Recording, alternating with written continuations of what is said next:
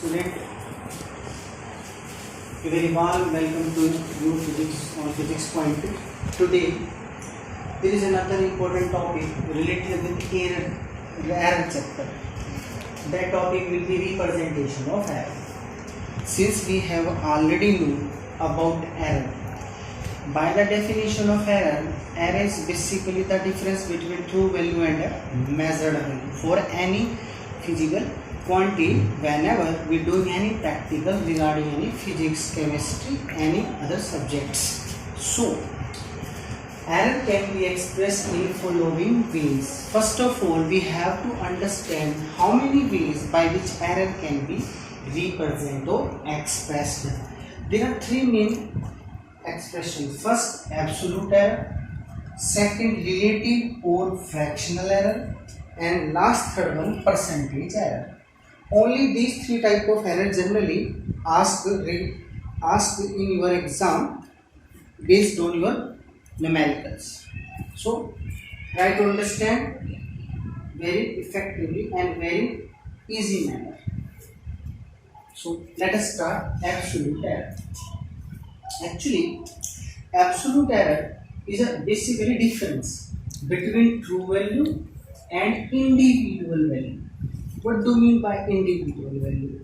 Individual value is that value which we bring whenever we do any practical given by any teacher to in laboratory. While true value is that value which is provided by teacher to us and ask to find that true value, and we do practical and acquire some value from the instruments, that is called individual value. In this way, true value and individual value, if we subtract this, then we call absolute error for any physical quantity. Let us take an example. Suppose a experiment is organized and some children do same practical. Some children acquire some reading like A1, A2 up to An. So first of all, we have to find the arithmetic mean of all these readings. So for finding its mean, A1 plus A2 plus An divided by n is equal to 1 upon n taking outside and take all in summation. Summation I given 1 to n Ai, where Ai stands for subscript. So this is our mean value. This is our mean value, not our absolute error. Okay. Now suppose in that experiment, teacher was not there. He is not providing a particular value to find out.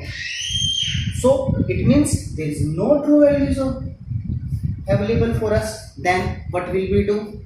So then we will find this Am from this value which we have found in practical in absence of teacher. That Am, that is called mean value, will considered as a true value. First of all, we have to do that in absence of teacher. So absolute error in individual measurement can be find out in that manner. First we have to find Am and then subtract each individual value obtained by each student and subtract from the mean value and obtain some delta A1, delta A2 up to delta An. These are the sets of absolute error, especially when teacher was not present in our room for doing practicals or not as an instructor. Now this was the absolute error in absence of teacher. From these value you can find out another important value, that is called mean absolute error. For finding that value you have to just add it algebraically, but take modulus sign over each readings. So delta A1 modulus plus and delta An modulus divided by n, it is equal to 1 upon n summation I equal 1 to n modulus delta subscript I.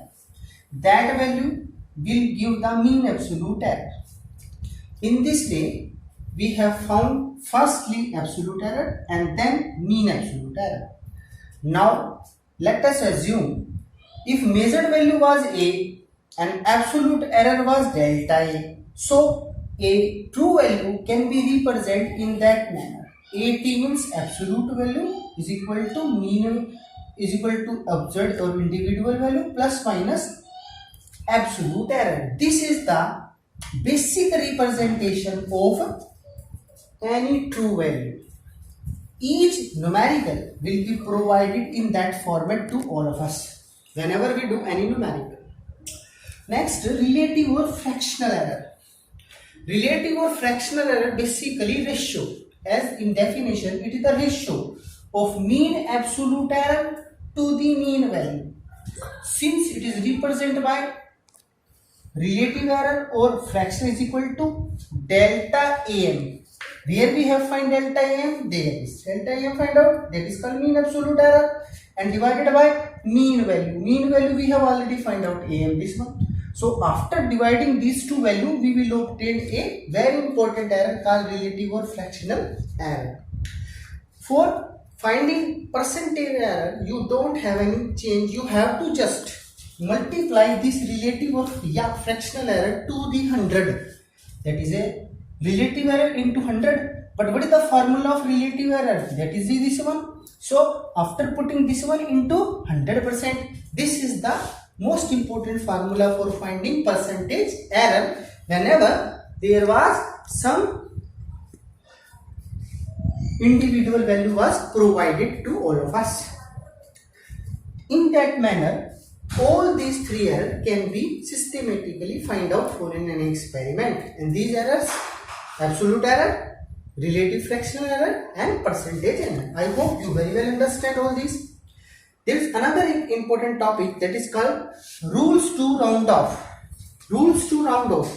Suppose a number is provided to us and teacher tells us, please round off that digit. Suppose we have a value 6.87 and we want to round off 7 here, because there are answer in 2 decimal place and we want to get the answer in 1 decimal place. So we want to remove 7. First we check it, this 7 is greater than 5 or not. If this 7 is greater than 5, that means its preceding value. Preceding value means a value left to the rounding of digit. Rounding of is 7 and in left there is a 8.